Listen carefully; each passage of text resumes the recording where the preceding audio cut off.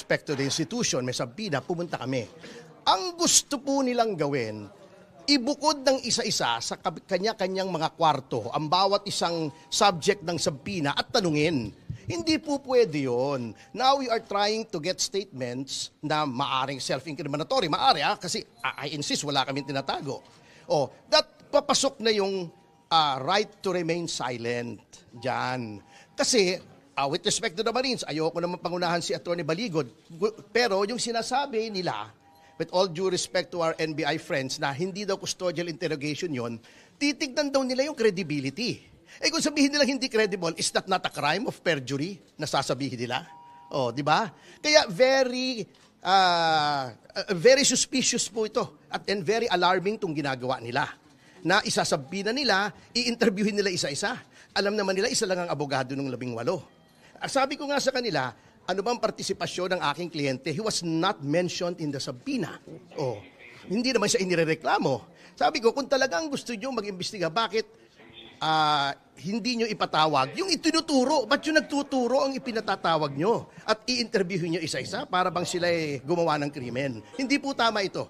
This is a form of harassment, intimidation, and it intends to send a chilling effect to those na gustong magtestigo pa na kapag kayo nagtestigo, itong gagawin sa inyo. Interviewin kayo, patatawag kayo, imbestigahan kayo na para bagang kayo na yung kriminal. Ang assertion ko kanina, ang sinasabi ko sa kanila, of course, sinasabi ka namin yung NBI ay isang respetadong institusyon at kami nananalig sa NBI. Pero ang tanong ko, kung ini-establish lang yung identity ng mga tao, de-establish nila. Kasi kung tatanungin nila yung mga tao, sabi nila kasi hindi, may karapatan kaming imbestigahan yung iba pang labas doon sa deputization. Sabi ko nga, crime to eh. Wala namang kaso itong mga taong to. Now, if you insist that there is a crime, dapat imbestigahan yung tinuturo nila sa affidavit dahil yun yung krimen. Di ba dalawa yung investigasyon na ginawa ng NBI dati, yung Napoles case at saka yung PhilHealth scam. So if that is the case, ipatawag nila yung tinuturo. Attorney Topacio also insisted on that. Sabi ko nga, kung magsasabi kayo ng tama at oo, na ipapatawag nyo si Sandro Marcos, ipapatawag nyo si Speaker Martin Romualdez, ipapatawag nyo si Pangulong Bongbong Marcos na nabanggit doon sa affidavit, yan, papayag kami sa totohanan at kabuwang investigasyon. Pero kung iimbestigahan yung mga tao na nagsalita, anong krimen doon? Anong krimen ang nagawa nila? At anong krimen para imbestigahan ng NBI? Pero with your indulgence, hindi po ba ang proseso po ng investigasyon, normally po pag may nagreklamo, kinukuha mo muna yung facts, lahat Yes. ng nagreklamo. Correct. After that, yung po mga inaakusahan yung susunod po ipapatawag. Correct. Dito po sa NBI. Correct. Would you agree na ito po yung preliminary step na gustong gawin ng NBI? So pagka ako pala nag-file sa korte, pag nag-file pala ako sa korte, tatanungin muna ng piskal, sino ka ba? May kaso ka ba? Ikaw ba ay kriminal? Ikaw ba ay kung saan ka nanggaling? Sino nagpopondo sa'yo? Hindi naman tatanong ng piskal yun eh. Di ba? Sa investigasyon niya eh. Ang iimbestigan niya yung krimen na sinasabi ko. Ngayon, batay doon sa krimen, yung mga kalaban, yung mga inakusahan na tumanggap ng pera, sila magsabi na ito walang kredibilidad, ito hindi totoo, ito hindi totoo. But for us to be investigated initially by the investigative body, yun ang mali. Kami na bigla ang may kasalanan. Nag-file ka sa piskal, nagreklamo ka, sinabi mo yung katotohanan sa pagnanakaw dito sa gobyerno, pagkatapos ikaw inimbestigahan, parang di ata tama. So hindi po paniwala. Excuse me lang, sasagutin ko si John, from a legal standpoint. Ganito po yung sinasabi mong proseso, ganito yung sinasabi mong proseso kasi. You file a complaint.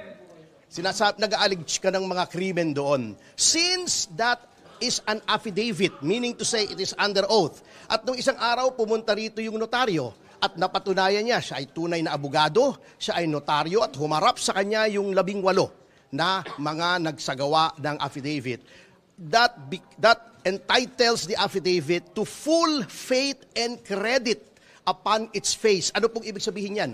Kung walang kokontra dyan, yan na ang totoo. Sino ang dapat kumontra dyan? Yun bang piskal o yung NBI? Hindi po. Yung binabanggit. Tama. Ikaw ang magdefensa. Ikaw ang magsabi, bakit hindi totoo itong sinasabi? Ito ay hindi totoo. Ito kasinungalingan. Ito, walang katotohanan nito. Bakit sila ang nag-establish kung meron o walang katotohanan?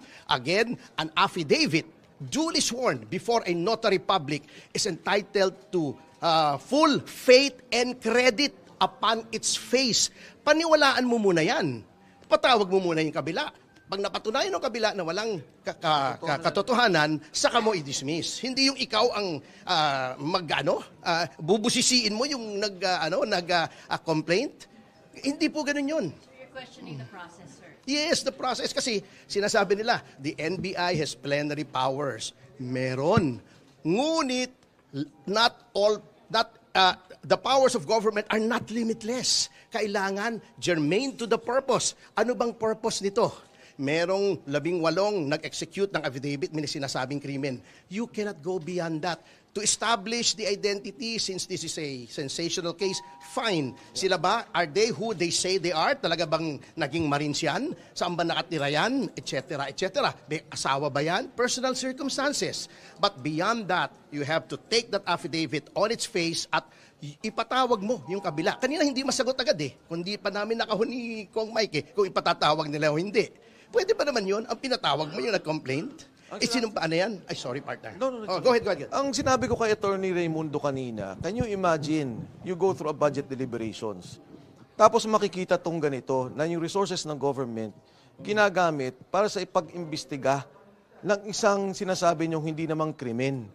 Kasi sabi nila, establishing the identities. Kung iimbestigahan ninyo ang krimen, ipatawag ninyo yung mga itinuturo sa affidavit. Yan, pwede yan. Diba? But if you will be wasting the resources of government, yung mga tao, investigasyon, intel report, lahat ng ginagawa, talagang hindi naman ata maganda. Tinanong ako kanina, yung kotse ba, sinurveillance na nga nila Alam nila pero ito yung masama. Kung interesado tayo sa korupsyon, dapat doon tayo nakatutok. Huwag natin gamitin yung pondo ng gobyerno para sanggahan o protektahan yung mga na-involve sa korupsyon. So kung hindi kayo makikipagtulungan sa investigation, hanggat hindi pinapatawag yung mga inaakusahan ng mga former na sinasabi ng Marine? Hindi, makikipagtulungan kami sa investigasyon. Wala namang problema doon. Ang problema lang, ang sinabing deputization ng ombudsman dito, establishment of their identities. Diba? Yun ang mga sinabi. And if I may quote directly yung sinabi ng Sabina.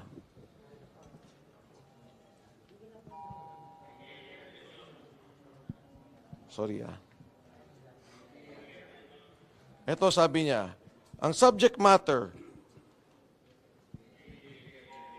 to provide relevant information on the investigation being conducted by this Bureau in relation to the deputization to conduct background investigation and verification from the Office of the Ombudsman.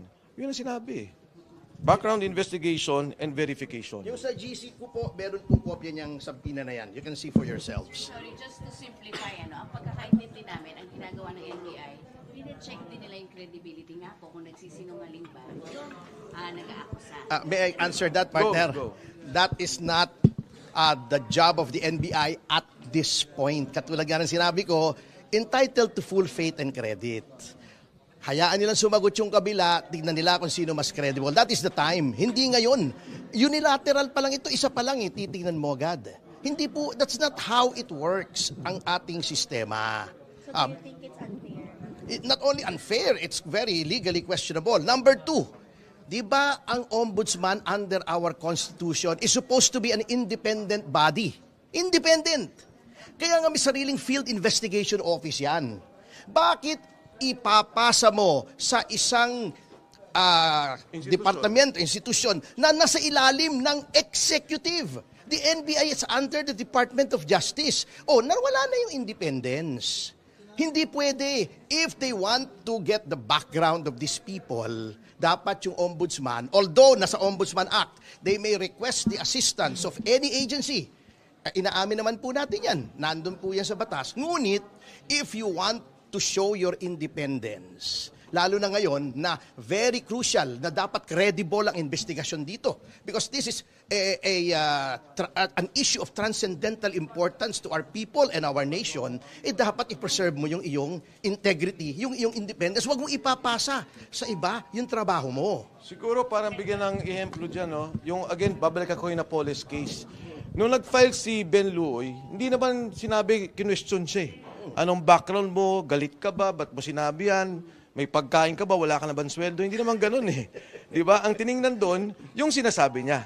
and they investigated the payoffs, nagkaroon sila ng investigasyon dahil nagpatulong din yung ombudsman ng panahon na yun. Ganon sana yung direksyon ng ating investigasyon at yung pag-file ng kaso. Sir, kung papatawag kayo further, will you go back here sa NBI? Depende. First, of course, I have to consult my good-looking lawyer, Attorney Topacio, on his legal guidance on this. Pangalawa, syempre, titingnan ko yung parameters ng investigasyon. But of course, I will always cooperate with the government agencies, lalo na dito sa pag-establish ng korupsyon na nangyari dito sa ating bansa. Sir, dinidiin niyo yung credibility nung 18. May mga pag-uusap ba sa sahanin ninyo na sumailalim sila sa witness protection? Alam mo, si Saldico sabi nila yung magnanakaw, mastermind. Tingnan nyo sa lahat ng ahensya, Ombudsman, ICI, hindi ko lang alam kung dito sa NBI, pero DOJ, ito nga yung mga kasama ni Saldico eh. Di ba? Established na yung kanilang role na sila ialalay ni Saldico. Ngayon, kung may pagdududa doon, nandyan yung ID nila, government-issued ID, may proof of employment, plus may serial number pa bilang mga sundalo. Kung tao sila ni Saldico at si Saldico ang mastermind, dapat tingnan natin saan napunta yung pera. Saan napunta yung mga ninakaw. Ito ba'y flood control lang? Ninakawan din ba yung irigasyon natin? Ninakawan din ba yung pondo natin sa PhilHealth? Ninakaw din ba yung pondo doon sa subway? Yan ang dapat investigasyon. Dahil yan, tayong lahat na Pilipino ang apektado. Sir, bakit 16 lang po? 16 lang po ba yung dumating na Marines? Yes. Ano kasi, pag paumanin ninyo, hindi ako privy sa lahat, pero kung minsan kasi, may mga nag-aayos ng pamilya. So talagang may mga ganun. Kunyari, nung huli namin, nare-recall ninyo 11 lang. Yung 7, inayos yung kanilang pamilya. Hindi madali yung ginagawa ng mga sundalong to. Nakasalalay, hindi lang yung buhay nila, pero yung buhay ng kanilang pamilya. Si Sergeant Gutesa, nung mawala siya, ang anak ni Sergeant Gutesa is 4. Under threat yung bahay niya. And I have proof of that. Later on, I will show that. Kaya hindi ako papayag. Nagulat nga ako, pati notaryo. Mabuti na si Attorney Levy, Baligod, talagang masinsin, talagang lahat, tinignan niya yung kanyang gagawin. Pati yung notaryo, isipin nyo, kinwestiyon ka agad. Again, bakit yung ganun ng direksyon? Hindi ko maintindihan. Dapat yun, depensa ng mga akusahan. Yung mga dapat tinuturo, magsalita nun, na ikaw wala kang kredibilidad, sinungaling ka, yung notaryo mo, palpak. Di ba? Ikaw, ganito background mo. Hindi eh. Doon pa lang sa umpisa. Blue ribbon pa lang. Tinitigil na. Ombudsman pa lang, tinitigil na. Sino pa magsasalita dito sa nakawan sa ating bayan? Parang sila na defense counsel ng mga inaakusahan eh. Yun ang mabigat eh, di ba? Sila na ang defense counsels. Sir, for soundbite purposes lang, doon sa issue ng retired general na nag-recruit dito sa 103 bodyguards po ni Saldico and yung mga logs, flight logs daw ng air taxi does not coincide doon sa allegations mo. Your take on that, sir? Okay, unang-una sa retired generals, hindi naman yun na lumang kwento. Meron na talagang mga retired officials, hindi lang generals, na kasama si Saldico. Kung yung tinasabi ni Attorney Matibag ay may mga sundalong tumutulong sa mga Marines, meron. I'm not allowed to name them. Wala akong karapatan na i-name sila. Pero maraming mga sundalo na sympathetic sa mga sundalong to. Pangalawa dun sa air taxi, kanina kasi narinig ko kay Attorney Levy, again, he will be the one to explain. Ang sinasabi niya, may ganun talaga. May ganun na nangyari, pero yung time frame na sinasabing panahon, hindi pasok dun sa investigasyon. So, Attorney Levy will explain that, pero katulad na sinabi ko, ang hirap baliktarin, ang hirap pasinungalingan ang mga taong nagsasabi ng totoo. Kahit balibaliktarin ninyo yung kwento, tanongin ninyo kung sinong tao, kailan inabutan, anong sirkumstansya, sinong nandun, anong nakita nila. Walang kagatol-gatol, walang pagdadalawang isip doon sa pananalita nila kung ano mga pangyaring to. Sir, upon talking to the Marines, yung regarding the retired general, yung na nag-recruit ng 103, si General Sodusta po ba yun? Ayoko na magsalita tungkol doon dahil hindi ko particularly alam kung ano yung nire-refer ng NBI tungkol doon eh. May idadagdag lang ako, last na po ito. Ngayon ko lang po nalaman kasi, habang kami ay nagbabalitaktakan dun sa loob, na mayroon palang natanggap si Attorney Levy Baligod na isang letter pa mula sa ombudsman na ito rin ang gagawin, gusto ring interviewin yung mga 18 Marines. O ano pang, bakit pa i-deputize mo yung NBI pagkatapos gagawin mo rin the same thing, ikaw rin? Di ba meron tayong sinasabing the spring cannot rise higher than the source. Ikaw na nga yung source ng deputization, dineputize mo to. Papaimbestigahan mo dito, ikaw rin mag-iimbestiga. Hindi ba ang pakay lamang dito ay maharas, maabala, magulo yung mga Marines? Yung pala yung, insistence ni Attorney Levy kanina, sorry. Sabi niya, ano ba talaga, because I also have a letter Pinakita niyo sa akin from the ombudsman. Kaya sabi niya, teka lang, hindi parang, ano to, you cannot do that no, at the same time na may dalawang agencies conducting their respective... Application yun. Yes. Ano, invitation, subpoena? Letter daw. Letter lang, letter. Kailan sila pinapaharap yung Hindi ko na sasabihin, hayaan nyo na si Attorney Baligod. That's not for me to share. So sa inyo po paniwala, Hindi ko alam kailangan ito sa NBI kung meron sa ombudsman. Useless ito Useless. Oh, I will not mince words. Sorry sa mga kaibigan natin sa NBI. Marami tayong kaibigan dito. Pero this is useless. Not to affront, not as an affront to the NBI, pero kung may dalawang investigasyon kasi, talaga namang hindi pwede. Yun lang naman ang point ni Attorney Topacio doon. Pero yung NBI po ang unang nagpadala sa Oo. Ano, sir, aamin din sila sa ombudsman? Hindi ko alam kay Attorney Baligod. That's for him to answer. Ang akin lang, libanagin ko sa mga kaibigan natin. Ako galing din po ako sa NBI nung panahon ni Mayor Lim. Di ba nag-NBI siya bago siya naging mayor? I have the deepest respect for the men and women of the NBI na talagang very professional, matatalino, masaysipag sa trabaho. Kaya lang, minsan ang liderato ay kamoting kahoy, may ulalo pa.